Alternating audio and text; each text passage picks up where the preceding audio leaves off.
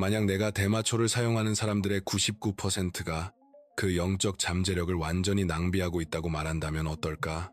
그리고 칼 융이 발견했지만 현대 세계로부터 의도적으로 숨겨지니 식물을 사용하는 잃어버린 방법이 존재한다고 한다면 당신은 아마도 휴식을 취하거나 즐기거나 현실에서 도피하기 위해 대마초를 사용할 것이다.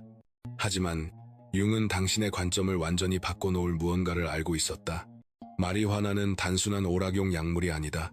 그것은 정신의 깊은 층을 열 수 있는 조상 대대로 전해진 영적 각성의 도구다. 문제는 무엇일까? 우리 사회는 이 신성한 식물을 공허한 오락으로 전락시켰고 당신은 스스로를 차단하기 위해 그것을 피운다. 고대인들은 그것을 각성하기 위해 사용했다. 그 차이는 충격적이다. 융은 특정 물질이 개성화 과정, 즉 진정한 자기 자신이 되어가는 여정을 가속할 수 있는 방식을 비밀리에 연구했다. 그는 흔한 취기를 심오한 변형의 경험으로 바꾸는 특정한 프로토콜, 잃어버린 의식, 그리고 기법들을 발견했다. 당신이 왜 지금까지 대마초를 완전히 잘못 사용해왔는지, 그리고 이를 바로잡는 것이 어떻게 당신의 내면의 삶을 혁명적으로 바꿀 수 있는지를 알게 될 준비를 하라. 하나, 융이 세상으로부터 숨긴 비밀. 융은 그의 출판된 저작들에서 의식을 변화시키는 물질에 대한 실험을 결코 공개적으로 논의하지 않았다. 이는 그가 그것들을 반대했기 때문이 아니라 현대 세계가 들을 준비가 되어 있지 않은 무언가를 이해하고 있었기 때문이다. 그는 대마초를 포함한 특정 식물들이 그가 적극적 상상이라 불렀던 것의 촉매 역할을 할 수 있다는 것을 발견했다. 이는 무의식과 직접 소통할 수 있게 해주는 기법이다. 사후 수십 년이 지나서야 공개된 그의 개인 노트에서 융은 오락적 약물 사용과 그가 신성한 양리학이라 명명한 것 사이의 심오한 차이에 대해 기록했다. 그는 대부분의 사람들이 문제를 회피하기 위해 물질을 사용한다는 것을 관찰했다. 하지만 진정한 힘은 당신이 피하고 있던 것과 마주하기 위해 그것을 사용하는 데 있다. 바로 여기에서 변형이 일어난다. 융은 대마초가 의식과 무의식 사이의 장벽을 일시적으로 해체할 수 있다고 믿었다. 당신의 정상 상태를 두 개의 방 사이에 잠긴 문이라고 생각해보라. 대부분의 사람들은 그 문이 존재한다는 사실조차 잊기 위해 대마초를 사용한다. 하지만 융의 방법은 그것을 열쇠로 사용해 그 문을 열고 반대편에 무엇이 있는지 탐험한다. 고대의 샤먼들은 이 원리를 본능적으로 이해하고 있었다. 그들은 식물약을 오락을 위해 사용하지 않았다. 모든 세션에는 외상치유, 지침을 받기, 영적 힘과의 연결과 같은 명확한 목적이 있었다. 융은 이러한 전통들을 광범위하게 연구했고 서구 사회가 이 신성한 접근법을 완전히 상실했다는 사실을 깨달았다. 이를 더욱 매혹적으로 만드는 것은 융이 대마초 사용을 집단 무의식 이론과 연결지었다는 점이다. 그는 올바르게 사용될 경우 대마초가 개인적 무의식뿐만 아니라 우리 모두가 공유하는 인간 경험의 더 깊은 층에 접근하도록 도와줄 수 있다고 믿었다. 이것이 사람들이 심오한 대마초 경험 중에 자신보다 더 큰 무언가와 연결되었다고 느끼는 이유다. 융은 또한 이 식물이 당신의 의도에 따라 다르게 작용한다는 것을 발견했다. 호기심과 존중으로 접근하면 그것은 스승이 된다. 자신을 무감각하게 만들기 위해 사용하면 그것은 산만함이 된다. 식물 자체는 변하지 않는다. 변하는 것은 그것과의 관계다. 그는 의례적으로 대마초를 사용한 사람들이 그의 심리학 이론과 완벽하게 일치하는 경험을 보고했다는 것을 알아차렸다. 그들은 원형적 인물들을 만나고 상징적 메시지를 받으며 개인적 발달에 대한 통찰을 얻었다. 이것들은 환각이 아니었다. 그것들은 정신의 더 깊은 층으로부터의 소통이었다. 융은 사회가 이를 오해할 것임을 알았기 때문에 이러한 발견들을 비공개로 유지했다. 그의 시대에도 그리고 지금도 불법 물질의 영적 잠재력에 대해 말하는 것은 경력 자살과 같았다. 하지만 그는 위험을 최소화하면서 치료적 영적 이점을 극대화할 수 있는 프로토콜을 개발하며 비밀리에 연구를 계속했다. 비극은 이 지식이 거의 완전히 사라졌다는 점이다. 현대의 대마초 문화는 오락적 측면에만 전적으로 초점을 맞춘다. 취하고, 즐기고, 스트레스를 피하는 것. 그러나 융의 접근법은 그 경험을 훨씬 더 심오한 무언가, 즉 심리적, 영적 발달을 가속할 수 있는 자기 발견의 여정으로 변모시킨다. 이것이 대부분의 사람들이 시간이 지나면서 자신의 대마초 사용이 공허하거나 반복적으로 느껴지는 이유다. 그들은 강력한 영적 도구를 평범한 목적에 사용하고 있다. 그것은 별 대신 자신의 발을 보기 위해 망원경을 사용하는 것과 같다. 도구는 완벽하게 작동한다. 다만 당신이 잘못된 방향으로 조준하고 있을 뿐이다. 융의 비밀은 대마초에만 관한 것이 아니었다. 그것은 모든 의식 경험의 의도, 존중, 그리고 적절한 준비를 가지고 접근하는 것이었다. 그는 변형된 의식 상태에 안전하고 생산적으로 진입하기 위한 특정 기법들을 개발했다. 이러한 방법들은 식물과의 관계를 가벼운 오락에서 심오한 영적 수행으로 바꿀 수 있다. 둘째, 당신이 취해 있는 상태가 실제로는 낭비인 이유. 단지 진정하거나 즐기기 위해 불을 붙일 때마다 당신은 이 식물이 제공하는 가장 강력한 기회를 놓치고 있다. 융은 대마초가 자연스럽게 당신의 마음을 그가 경계 상태라 부른 일상적 의식과 더 깊은 인식 사이의 문턱으로 이동시킨다는 것을 이해했다. 대부분의 사람들은 이 소중한 창을 산만함으로 채워 낭비한다. 당신의 전형적인 대마초 세션을 떠올려보라. 아마 음악을 틀거나 영화를 보거나 비디오 게임을 하거나 휴대폰을 스크롤할 것이다. 이러한 활동들은 의식적인 마음을 바쁘게 만들어 식물이 열어준 더 깊은 층에 접근하는 것을 막는다. 이는 무의식과의 직통선을 가지고 있으면서 넷플릭스를 보기 위해 보류 상태로 만들어버리는 것과 같다. 융은 대마초가 자연스럽게 내면의 비판자를 잠재운다는 것을 관찰했다. 끊임없이 판단하고 분석하고 걱정하는 머릿속의 그 목소리 말이다. 이것이 사실 이 식물의 가장 큰 선물이다. 하지만 대부분의 사람들은 그것이 일어나고 있다는 사실조차 인식하지 못한다. 이 정신적 고요함을 내면 세계를 탐구하는 데 사용하는 대신 그들은 침묵을 외부 자극으로 채운다. 내면의 비판자가 조용해질 때 무의식은 마침내 당신과 소통할 공간을 얻게 된다. 이때 통찰이 떠오르고 창의적 해결책이 나타나며 감정적 치유가 일어날 수 있다. 하지만 오락에 의해 산만해지면 이러한 모든 메시지를 놓치게 된다. 당신의 무의식은 당신에게 중요한 무언가를 보여주려 하지만 당신은 주의를 기울이지 않는다. 융은 또한 오락적으로 대마초를 사용하는 사람들이 종종 편집증이나 불안을 보고한다는 것을 알아차렸다. 그는 이것이 실제로 편집증이 아니라 억압된 두려움과 해결되지 않은 문제들에 주의를 기울이게 하려는 무의식의 시도라는 것을 깨달았다. 이러한 감정을 다루는 대신 대부분의 사람들은 그것으로부터 주의를 돌리려 한다.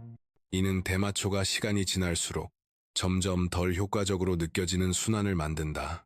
당신의 내성은 단지 신체적인 것이 아니라 심리적인 것이다. 당신의 마음은 그 경험 중에 산만함을 기대하도록 학습한다. 그 결과 더 깊은 이점들은 접근 불가능해진다. 표면적인 효과를 얻기 위해 점점 더 많은 양의 물질이 필요해지고 영적 이점은 완전히 사라진다. 융은 대마초 경험의 질이 당신의 의도의 질을 직접적으로 반영한다는 것을 발견했다. 창의적 영감, 감정적 치유, 영적 통찰과 같은 명확한 목적을 가지고 접근하면 식물은 그 목표를 촉진함으로써 반응한다. 하지만 단순히 취하는 것 외에 아무 목적 없이 접근하면 바로 그것을 얻게 된다. 의미 없는 변형된 상태를. 고대 전통들은 이 원리를 완전히 이해하고 있었다. 그들은 신성한 식물을 결코 가볍게 사용하지 않았다. 모든 세션은 의도를 설정하고 올바른 환경을 조성하며 경험을 위해 정신적, 감정적으로 준비하는 것으로 시작되었다. 그들은 식물을 오락이 아닌 스승으로 대했다. 현대의 오락적 사용은 이 관계를 완전히 전도시킨다. 식물에게 무엇을 가르쳐 줄 수 있는지 묻는 대신 당신은 특정한 감정을 제공하라고 요구한다. 경험에 자신을 맡기는 대신 그것을 통제하려 한다. 귀 기울이는 대신 산만함을 추구한다. 융은 또한 오락적으로 사용하는 사람들 대부분이 그가 영적 허기라고 부른 상태를 경험한다는 점을 관찰했다. 쾌락과 오락에 접근할 수 있음에도 불구하고 삶에서 무언가가 빠져 있다는 느낌이다. 이 허기는 사실 더 깊은 경험을 요구하는 당신의 영혼의 부름이며 대마초가 제공할 수 있는 것이지만 오락적 사용으로는 전달되지 않는다. 이 식물은 당신이 있거나 무시해온 자신의 일부를 보여주려 한다. 평범한 의식으로는 도달할 수 없는 창의성, 직관, 영적 연결에 접근할 수 있도록 제안한다. 그러나 오락적으로 사용할 때 당신은 사실상 식물에게 입을 다물고 그저 기분 좋게 만들어달라고 말하는 셈이다. 이것이 많은 장기 오락적 사용자들이 결국 대마초 경험의 공허함이나 실망을 느끼는 이유다. 식물이 작동을 멈춘 것이 아니다. 그저 잘못된 목적을 위해 사용해왔을 뿐이다. 이는 스포츠카를 사놓고 차고에 세워두기만 하는 것과 같다. 잠재력은 있지만 완전히 낭비되고 있다. 융은 이러한 대마초의 오용이 현대사회의 더 큰 영적 위기의 증상이라고 믿었다. 우리는 성스러움과의 연결을 잃었기에 모든 것을 오락으로 바꾼다. 내면의 지혜에 귀 기울이는 법을 잊었기에 외부의 산만함을 찾는다. 실제로 우리를 충족시킬 수 있는 영적 수행을 버렸기에 대신 일시적인 쾌락에 안주한다. 셋째, 도피와 각성의 차이다. 융은 대부분의 대마초 사용자들이 결코 고려하지 않는 결정적인 구분을 했다. 현실에서 도피하기 위해 물질을 사용하는 것과 더 깊은 현실로 깨어나기 위해 사용하는 것 사이에는 커다란 차이가 있다.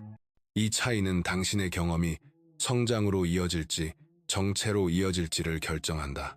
도피란 불편한 감정, 어려운 상황, 마주하고 싶지 않은 자신의 측면에서 도망치는 것이다. 이런 방식으로 대마초를 사용할 때 당신은 문제를 잠시 멈춰두는 셈이다.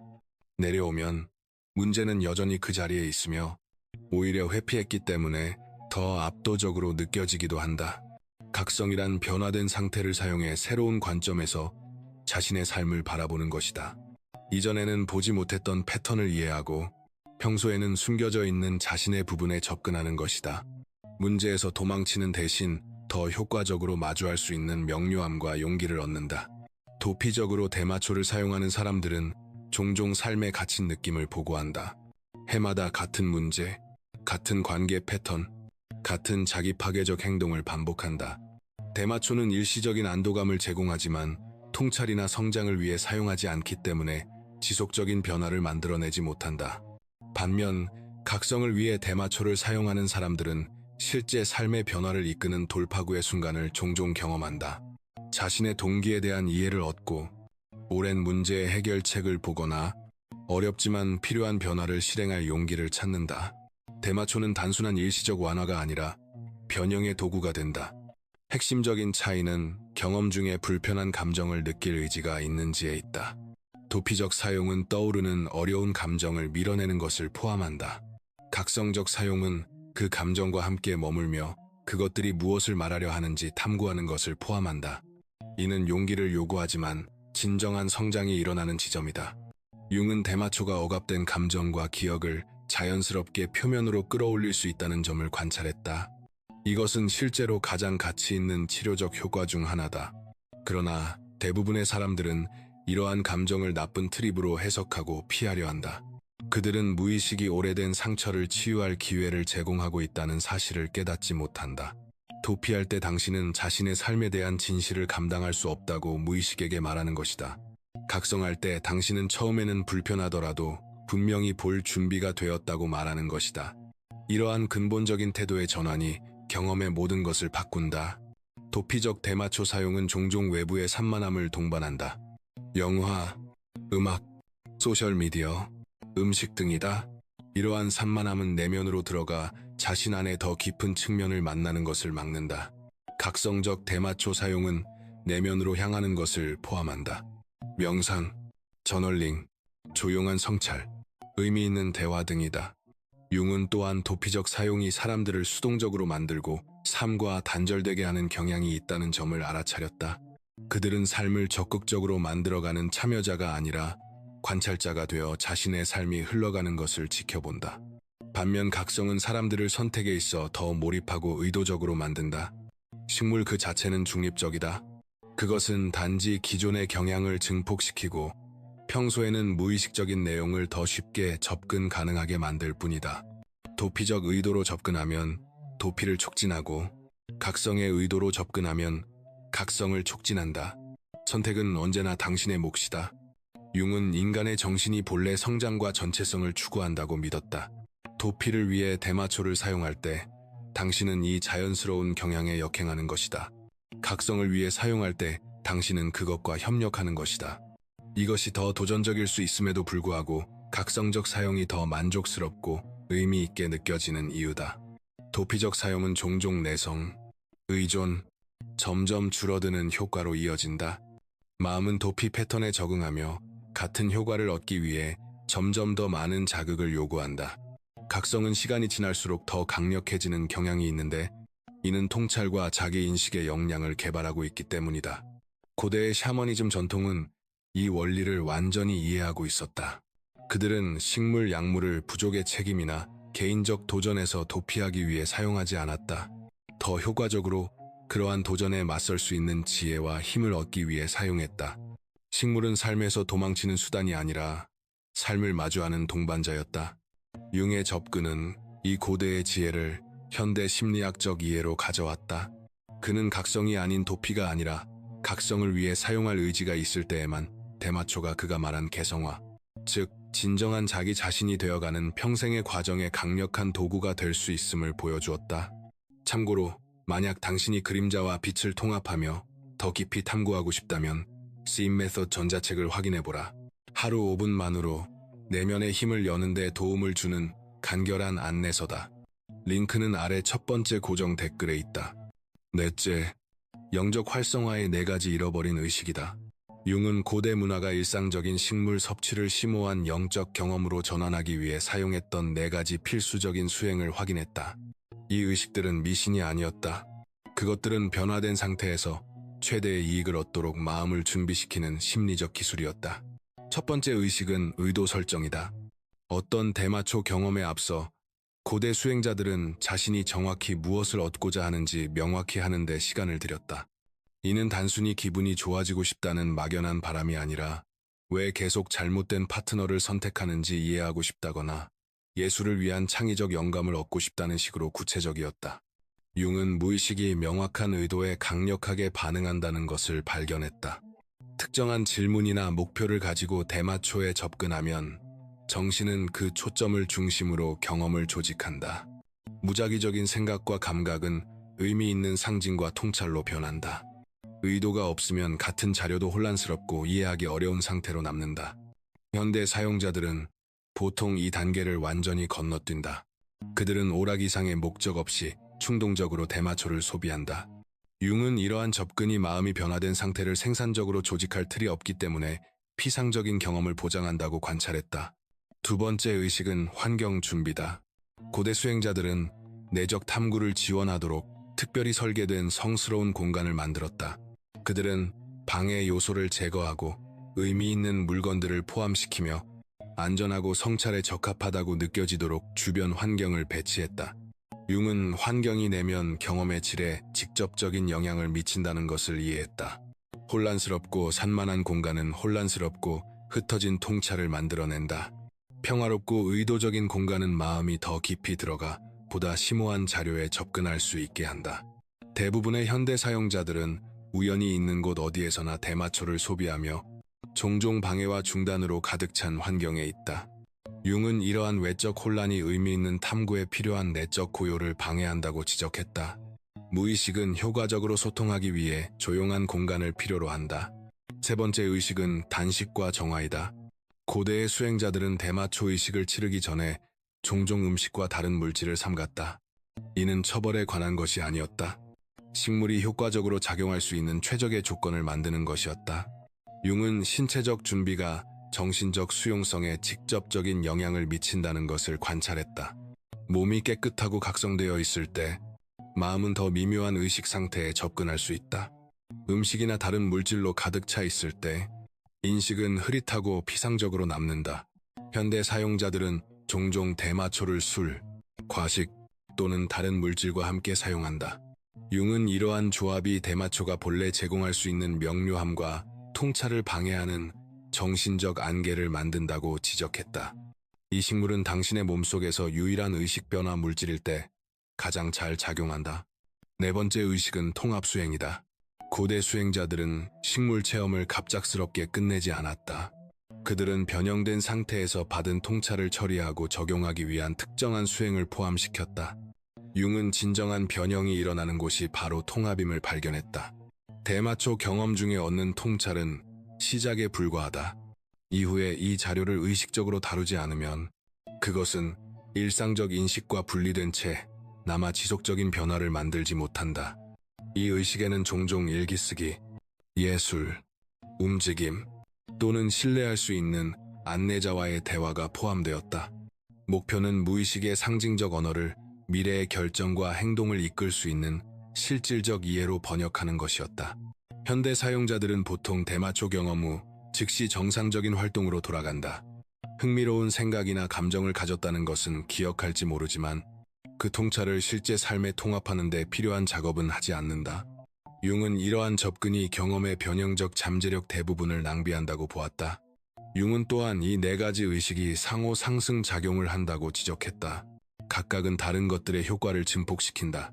의도 설정은 마음을 집중시키고, 환경 준비는 내적 탐구를 지원하며, 신체적 정화는 정신적 명료함을 강화하고, 통합 수행은 통찰을 지속적인 변화로 전환한다. 네 가지 의식이 모두 존재할 때 대마초는 심리적 영적 발달을 위한 강력한 촉매가 된다. 그것들이 없을 때 대마초는 즐겁지만 궁극적으로 의미 없는 오락 활동으로 남는다. 변한 것은 식물이 아니라 그것에 대한 당신의 접근 방식이다. 융은 왜 이러한 의식들이 서로 다른 문화와 시대를 초월해 보편적인지 연구하는 데 수년을 보냈다. 그는 그것들이 문화나 시대에 따라 변하지 않는 인간 심리의 근본적 측면을 다룬다고 결론지었다. 이 의식들은 변화된 의식 상태에서 인간의 마음이 실제로 작동하는 방식과 일치하기 때문에 효과가 있다. 다섯째, 당신의 마음이 어떻게 당신 자신의 진화를 방해하는가이다. 융은 인간 정신의 심리적 성장과 영적 발달을 적극적으로 막는 내장된 저항 메커니즘이 있다는 것을 발견했다. 이러한 방어는 너무 미묘해서 대부분의 사람들은 그것을 인식하지 못하며 특히 가장 변형적일 수 있는 대마초 경험 중에는 더욱 그렇다. 당신의 자아 구조, 즉 정체감 유지를 담당하는 성격의 부분은 깊은 변화를 자신의 존재에 대한 위협으로 본다. 긍정적인 변화조차도 익숙한 패턴과 신념을 놓아야 한다는 점에서 위험하게 느껴진다. 그래서 마음은 당신을 자유롭게 할 수 있는 바로 그 통찰을 피하기 위해 정교한 전략을 만들어낸다. 융이 관찰한 가장 흔한 방해 메커니즘은 산만함 중독이었다. 대마초가 마음을 더 깊은 인식으로 열어주는 순간 자아는 사소한 생각, 무작위 기억 또는 오락에 대한 긴급한 욕구로 의식을 범람시킨다. 이러한 산만함은 우연이 아니다. 그것들은 의미 있는 탐구에서 당신을 끌어내기 위해 특별히 설계된 것이다. 사람들은 종종 대마초 경험 중에 마음이 극도로 바빠진다고 보고한다. 어떤 통찰에도 충분히 오래 머무르지 못한 채 생각에서 생각으로 뛰어다닌다. 이러한 정신적 과잉 활동은 식물의 부작용이 아니다. 그것은 변형에 대한 자아의 방어이다. 또 다른 방해 전략은 감정적 압도이다. 대마초가 억압된 감정을 표면으로 끌어올릴 때 마음은 종종 그것들을 견딜 수 없을 정도로 증폭시켜 반응한다. 이는 내면 세계를 탐구하는 것이 위험하거나 불쾌하다는 인상을 만들어 앞으로 더 깊은 작업을 피하도록 만든다. 융은 이러한 압도가 자연스러운 것이 아니라고 관찰했다. 그것은 현 상태를 유지하려는 정신의 방식이다. 감정 그 자체가 문제가 아니다. 문제는 그것들을 점진적이고 건설적으로 처리하기를 거부하는 마음이다. 대신 한꺼번에 모두 쏟아내어 치유가 아닌 혼란을 만든다. 마음은 또한 융이 영적 물질주의라고 부른 것을 통해 성장을 방해한다. 이는 통찰을 실제 변화를 만드는 데 적용하기보다는 통찰 그 자체에 집착할 때 발생한다. 흥미로운 깨달음을 트로피처럼 수집하지만 배운 것을 바탕으로 삶을 실제로 변화시키는 어려운 작업은 하지 않는다. 융은 많은 사람들이 통찰을 얻는 느낌에 중독되면서도 결코 그것에 따라 행동하지 않는다는 것을 알아차렸다. 그들은 문제를 이해하는 것이 문제를 해결하는 것과 같다고 스스로를 설득한다. 이는 모든 파괴적인 패턴을 그대로 유지하면서 진전이 있는 듯한 환상을 만든다. 또 다른 미묘한 방해 메커니즘은 성급한 통합이다. 마음은 새로운 통찰이 기존 신념 체계의 진정으로 도전하도록 허용하는 대신 그것을 기존 신념에 억지로 끼워 맞추려 한다. 현재의 이해를 통해 모든 것을 해석함으로써 진정으로 새로운 것을 보지 못하게 된다. 융은 진정한 성장이 그가 반대의 긴장을 견디기라고 부른 것을 요구한다고 관찰했다. 이는 불편함을 즉시 해소하지 않고 상충하는 생각이나 감정과 함께 머무르는 것을 의미한다. 그러나 마음은 빠른 해결을 원한다. 그래서 변형에 필요한 창조적 긴장을 제거하는 성급한 결론을 강요한다. 사회적 조건화 또한 대마초 경험 중 영적 발달을 방해한다. 당신은 변화된 의식 상태가 본질적으로 의심스럽거나 위험하다고 믿도록 조건화되어 왔다. 깊은 통찰을 경험하고 있을 때조차 마음의 일부는 그것을 단지 약물의 작용일 뿐이라고 치부한다. 융은 이러한 회의가 합리적 평가가 아니라고 보았다. 그것은 자신의 직접적인 경험을 신뢰하지 못하게 만드는 문화적 조건화이다. 마음은 내적 챔보다 외적 권위를 중시하도록 훈련되어 왔다. 그래서 비일상적 의식을 통해 오는 통찰을 자동으로 평가절하한다. 융이 확인한 가장 파괴적인 방해 메커니즘은 안락함의 함정이었다. 의미 있는 대마초 경험을 하기 시작하면 자아는 그것을 새로운 안락지대로 바꾸려 한다. 경계를 계속 넓히고 새로운 영역을 탐구하는 대신 안전하고 익숙하게 느껴졌던 같은 패턴을 반복한다. 융은 사람들이 종종 관리 가능하다고 느껴지는 한 가지 유형의 통찰이나 경험을 발견한 뒤 더 깊이 들어가지 않은 채 수년 동안 같은 깨달음의 변주만을 반복하는 것을 관찰했다. 그들은 익숙한 영역을 발전으로 착각하며 진정한 변화가 일어나는 미지의 영역을 회피한다. 당신의 마음은 영적 우회를 통해 성장 또한 방해한다. 이는 실제 삶의 과제에 직면하는 것을 피하기 위해 대마초에서 얻은 통찰을 사용할 때 발생한다. 당신은 세속적인 문제를 초월했다고 스스로를 설득하지만 실제로는 영적 개념을 이용해 책임과 어려운 감정을 회피하고 있는 것이다. 융은 이것이 매우 계몽된 것처럼 느껴지기 때문에 가장 위험한 함정 중 하나라고 보았다. 당신은 진화하고 있다고 생각하지만 실제로는 영적 개념을 이용해 심리적 미성숙을 유지하고 있다. 진정한 성장은 더 높은 통찰을 일상생활의 실질적 역량과 통합하는 것을 요구한다.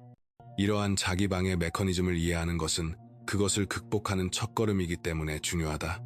융은 마음이 성장을 저항할 때 이를 인식하는 구체적인 기법과 그 저항을 건설적으로 다루는 방법을 개발했다. 여섯째, 변화 준비를 위한 융 프로토콜. 융은 심리적 위험을 최소화하면서 치료적 이익을 극대화하는 대마초 사용에 대한 포괄적인 접근법을 개발했다. 이 프로토콜은 단순히 더 나은 경험을 하는 것에 관한 것이 아니다. 그것은 그러한 경험을 삶에서 지속적인 긍정적 변화로 만드는 방법에 관한 것이다. 이 프로토콜은 대마초 세션 24시간 전 융이 심리적 정화라고 부른 단계에서 시작된다.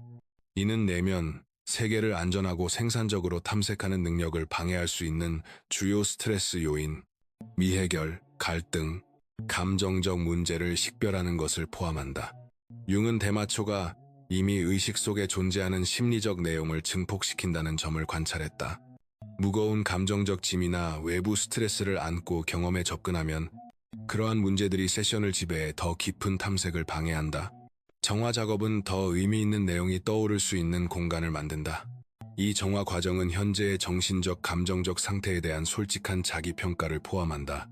당신은 직접 마주해야 할 문제로부터 도피하기 위해 대마초를 사용하고 있는가? 분노, 불안, 우울을 품고 있으며 그것이 주의를 필요로 하는가? 융은 변화된 의식 상태에 들어가기 전에 이러한 문제를 다루어야 하며 그 과정 중에는 다루어서는 안 된다고 주장했다. 다음 단계는 의도 결정이다. 융은 막연한 의도가 막연한 결과를 낳고 구체적인 의도가 집중되고 의미 있는 경험을 만든다는 사실을 발견했다. 이 과정은 세션 동안 정확히 무엇을 이루고 싶은지, 그리고 그 목표가 전체적인 성장에 왜 중요한지를 규명하는 것을 포함한다. 효과적인 의도는 보통 요구가 아니라 질문의 형태로 설정된다. 예를 들어 창의적으로 느끼고 싶다. 대신 나의 창의적 표현을 맡고 있는 것은 무엇인가를 묻고, 평화로워지고 싶다. 대신 내가 회피하고 있는 내적 갈등은 무엇인가를 탐구하는 것이다. 질문은 무의식을 능동적인 문제 해결에 참여시킨다. 융은 또한 그가 용량의식이라고 부른 것의 중요성을 강조했다. 이는 자신의 의도와 경험 수준에 따라 대마초 섭취량을 신중하게 고려하는 것을 의미한다. 더 많이가 항상 더 좋은 것은 아니다. 때로는 극적인 변화보다 미묘한 의식의 전환에서 돌파구 통찰이 나온다. 그는 많은 사람들이 자연스럽게 펼쳐지도록 허용하기보다 심오한 경험을 강요하려는 이유로 과도한 양을 사용한다는 점을 관찰했다. 최적의 용량은 편안하게 감당할 수 있는 최대치가 아니라 원하는 심리적 상태에 도달하는 데 필요한 최소한의 양이다. 환경 설계 또한 융 프로토콜의 중요한 요소다. 대마초 경험 중의 물리적 환경은 외부 자극보다는 내적 탐색을 지지해야 한다. 이는 전자기기를 제거하고 차색을 위한 편안한 좌석을 마련하며 영감을 주거나 중심을 잡아주는 물건을 포함하는 것을 의미한다. 융은 조명, 온도, 소리가 모두 내적 경험의 질에 영향을 미친다고 지적했다. 부드러운 자연광은 내성을 촉진하는 반면 강한 인공 조명은 외부 현실에 집중하게 만든다. 쾌적한 온도는 신체적 불편이 심리적 탐색을 방해하는 것을 막는다. 이 프로토콜에는 또한 융이 앵커 수행이라고 부른 요소가 포함된다. 이는 통찰이 떠오를 때 집중을 유지하고 그것을 처리하는 데 도움이 되는 구체적인 활동들이다.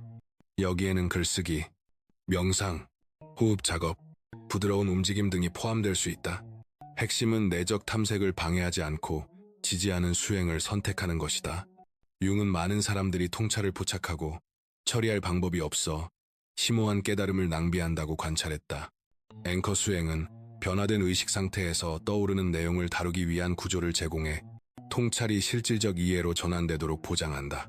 타이밍 또한 융 프로토콜에서 매우 중요하다. 그는 세션 자체와 그 이후의 통합 기간 모두에 충분한 시간을 확보할 수 있을 때 대마초 경험을 계획할 것을 권했다. 깊은 통찰 직후 즉시 일상 활동으로 돌아가면 적절한 처리가 이루어지지 않아 변화의 잠재력이 낭비된다. 이 프로토콜에는 다양한 의도 유형에 따른 구체적인 지침도 포함되어 있다. 창의적 탐색은 감정 치유나 영적 통찰과는 다른 준비가 필요하다. 융은 서로 다른 목표와 심리적 필요에 맞게 기본 접근법의 변형을 개발했다. 안전 고려 사항은 프로토콜 전반에 걸쳐 엮여 있다. 융은 의식 탐험이 결코 가볍게나 충동적으로 이루어져서는 안 된다고 강조했다. 적절한 준비에는 필요시 신뢰할 수 있는 지원이 우법타도록 보장하고 외부 요구나 책임 없이 경험에 온전히 맡길 수 있는 조건을 만드는 것이 포함된다. 융은 또한 세션을 시작하기 전에 통합 계획을 세우는 중요성을 강조했다. 이는 어떤 통찰이나 경험이 나타나든 그것을 어떻게 다룰지 미리 결정하는 것을 의미한다. 그것에 대해 기록할 것인가, 신뢰하는 친구나 치료사와 논의할 것인가, 배운 내용을 바탕으로 구체적인 행동을 취할 것인가. 이 프로토콜은 융이 귀환 수행이라고 부른 단계로 마무리된다. 이는 받은 통찰과의 연결을 유지하면서 일상의식으로 돌아오도록 돕는 구체적인 활동들이다. 이러한 점진적 귀환은 사람들이 대마초 경험을 무시하거나 잊어버리게 만드는 갑작스러운 단절을 방지한다. 7째, 당신이 마침내 올바르게 하고 있다는 신호들. 융은 변형적인 대마초 사용과 단순한 오락적 소비를 구분하는 구체적인 지표들을 확인했다. 이 신호들은 강렬한 경험이나 신비로운 환상을 갖는 것과는 관련이 없다. 그것들은 식물 작업을 통해 진정한 심리적, 영적 성장이 일어나고 있음을 인식하는 것과 관련된다. 첫 번째 신호는 세션 중 어려운 감정에 대한 편안함이 증가하는 것이다. 떠오르는 불편한 감정을 회피하는 대신 그것들이 무엇을 전달하려 하는지에 대해 호기심을 느끼게 된다. 융은 이러한 회피에서 탐색으로의 전환이 대마초 사용에서 진정한 치료적 이익이 시작되는 지점이라고 관찰했다. 대마초를 올바르게 사용할 때 도전적인 감정은 적이 아니라 스승이 된다. 당신은 불안, 슬픔, 분노와 같은 감정이 의식이 무시해 온 삶의 중요한 정보를 담고 있다는 것을 인식하기 시작한다. 이 식물은 이러한 메시지를 들을 용기를 키워준다. 또 다른 분명한 지표는 지속적인 삶의 문제에 대한 창의적 해결책이 자발적으로 등장하는 것이다. 융은 대마초가 자연스럽게 뇌의 서로 다른 영역을 연결해 새로운 아이디어와 관점의 조합을 가능하게 한다는 점을 지적했다. 치료적으로 사용될 때 이러한 연결성 증가는 단순히 흥미로운 생각이 아니라 실질적인 통찰을 만들어낸다. 이러한 해결책은 일반적인 문제 해결과는 다른 느낌을 준다. 그것들은 단계적 추론이 아니라 완전한 이해의 형태로 도착하는 경우가 많다. 당신은 이전에는 보이지 않던 자신의 행동 패턴을 갑자기 보게 되거나 선택 뒤에 숨은 더 깊은 동기를 이해하게 된다. 융은 이를 종합적 사고, 즉 복잡한 관계를 한 번에 파악하는 능력이라고 불렀다. 융은 또한 치료적으로 대마초를 사용하는 사람들이 세션 이후 며칠 동안 더 의미 있는 꿈을 꾸기 시작한다는 점을 관찰했다. 이 식물은 즉각적인 효과가 사라진 뒤에도 계속되는 무의식적 처리를 활성화하는 것처럼 보인다. 당신의 꿈 세계는 더 풍부하고 상징적으로 변하며 심리적 성장에 대한 추가적인 통찰을 제공한다. 이러한 꿈들은 대마초 세션 동안 탐구했던 주제들과 직접적으로 연결되는 경우가 많으며 마치 깨어있는 동안 시작한 작업을 무의식이 계속 이어가는 것과 같다. 융은 이를 이 식물이 의식의 일시적 변화에 그치는 것이 아니라 심리적 기능의 지속적인 변화를 만들어낸다는 증거로 보았다. 대마초를 올바른 의도와 준비를 가지고 사용할 때 신체적, 정서적 치유는 종종 가속된다. 융은 사람들이 만성적인 긴장의 해소, 수면 개선, 소화 기능 향상, 정서 조절 능력의 증대를 보고한다는 점을 관찰했다. 이러한 변화는 억압된 심리적 물질을 처리하면서 얻어지는 깊은 이완과 스트레스 완화를 반영한다. 치유는 식물의 즉각적인 효과에만 관한 것이 아니다. 그것은 신체적, 정서적 증상을 만들어내는 근본적인 심리적 패턴을 다루는 데서 나온다. 대마초를 사용해 이러한 더 깊은 문제들을 탐색하고 해결할 때 치유는 더 완전하고 지속적인 경향을 보인다. 융은 치료적 진전의 또 다른 핵심 지표로 그가 증가하는 일관성이라 부른 것을 확인했다. 이는 생각, 감정, 행동이 당신의 진정한 가치와 목표에 더 잘 정렬된다는 뜻이다. 당신은 내적 갈등 속에서 사는 것을 멈추고 그래야 한다고 생각하는 사람이 아니라 진정한 자신을 반영하는 선택을 하기 시작한다. 이러한 일관성은 실질적인 방식으로 나타난다. 당신에게 도움이 되지 않는 일에 아니라고 말하기가 더 쉬워지고 결정에 더 자신감을 느끼며 타인의 의견에 대한 불안이 줄어든다. 융은 이를 대마초 작업이 진정한 자아와 사회적 조건화를 구분하도록 돕고 있다는 증거로 보았다. 치료적으로 대마초를 사용하는 사람들은 공감 능력의 증가와 관계의 개선을 자주 보고한다. 융은 자신의 심리적 패턴을 탐구하는 과정이 타인의 고통과 동기를 더 잘 이해하게 만든다고 관찰했다. 당신은 자신과 타인 모두에게 덜 판단적이 되고 더 자비로워진다. 이러한 관계적 개선은 단순히 더 친절해지는 문제가 아니다. 그것은 표면적 행동을 넘어 자신과 타인 안에 있는 근본적인 인간성을 볼 수 있는 능력이라는 더 깊은 심리적 발달을 반영한다. 융은 이러한 확장된 관점을 의식 탐구의 가장 가치 있는 결과 중 하나로 여겼다. 또 다른 진전의 신호는 외부의 인정과 승인에 대한 필요가 감소하는 것이다. 대마초 작업이 내적 지혜와의 더 강한 연결을 발전시키는 데 도움을 주면서 당신은 자신을 좋게 느끼기 위해 타인의 의견에 덜 의존하게 된다. 자신의 판단을 더 신뢰하고 남들과 어울리거나 모두를 만족시키려는 걱정을 덜 하게 된다. 융은 또한 대마초 사용을 통해 실제로 진전을 이루는 사람들이 그가 창조적 넘침이라 부른 것을 자주 경험한다고 지적했다. 세션 중 얻은 통찰과 관점이 삶의 모든 영역에 영향을 미치기 시작한다. 일은 더 영감을 주고 관계는 더 진실해지며 일상 활동은 더 의미 있고 목적의식을 느끼게 된다. 마지막으로 융은 치료적 대마초 사용이 자연스럽게 자기 조절적으로 변하는 경향이 있음을 관찰했다. 사람들은 사용 빈도는 줄어들지만 더 큰 의도와 이익을 가지고 사용하게 된다. 식물은 삶의 도전에서 벗어나기 위한 정기적인 도피처가 아니라 성장을 위한 주기적인 동반자가 된다. 8번째, 마지막에 90%가 저지르는 치명적인 실수. 융은 오락적 사용에서 치료적 사용으로 성공적으로 전환한 대부분의 사람들이 그들의 모든 진전을 무너뜨리는 하나의 치명적인 오류를 범한다는 사실을 발견했다. 이 실수는 너무 흔하고 미묘해서 숙련된 실천가들조차 반복해서 이 함정에 빠진다. 그 치명적인 실수란 깊은 통찰을 영구적인 성취로 취급하는 대신 가능성의 일시적인 엿봄으로 보지 않는 것이다. 융은 대마초가 당신의 최고 잠재력, 가장 창의적이고 지혜롭고 사랑이 넘치는 자아를 보여줄 수 있다고 관찰했다. 그러나 이러한 경험은 예고편이지 영구적인 변형이 아니다. 진짜 작업은 일상적인 의식으로 돌아왔을 때 시작된다. 대부분의 사람들은 이를 거꾸로 경험한다. 그들은 통찰을 얻는 것이 곧 일상생활에 그것을 통합하는 것과 같다고 가정한다. 세션 중에는 변화되었다고 느끼며 그 느낌이 영원히 지속되기를 기대한다. 그러나 그렇지 않을 때 그들은 낙담하거나 성장을 유지하기 위해 더 빈번하거나 더 강렬한 대마초 경험이 필요하다고 확신하게 된다. 융은 변형된 상태에서의 통찰이 씨앗과 같다는 것을 이해했다. 그것들은 엄청난 잠재력을 담고 있지만 일상의 토양에 심어지고 시간이 지나며 세심하게 가꿔줘야 한다. 실수는 그 씨앗이 이미 완전히 자란 나무라고 생각하는 데 있다. 이러한 혼동은 실제 변형을 위한 평범한 작업을 하는 대신 절정의 경험을 쫓게 만든다. 통합 과정에는 융이 의식적 훈련이라 부른 것이 필요하다. 이는 변형된 상태에서 발견한 것을 정상의식에서 의도적으로 연습하는 것을 의미한다. 대마초가 아이들에게 더 인내하는 법을 보여주었다면 취하지 않았을 때도 의식적으로 인내를 연습해야 한다. 창의적 가능성을 드러냈다면 맨정신일 때 실제로 창작해야 한다. 융은 사람들이 이 통합 작업을 저항하는 이유가 그것이 최초의 통찰보다 덜 흥미롭게 느껴지기 때문이라고 관찰했다. 아이들과 힘든 하루를 보내며 인내를 연습하는 일은 대마초 계시가 주는 마법과 경이로움을 갖고 있지 않다. 그러나 진정한 변화는 바로 이러한 평범한 실천에서 일어난다. 치명적인 실수의 또 다른 측면은 영적 물질주의다. 통찰을 도구로 사용하는 대신 트로피처럼 수집하는 것이다. 사람들은 이해하는 느낌에 중독되지만 그 이해를 체화하는 어려운 과정에는 헌신하지 않는다.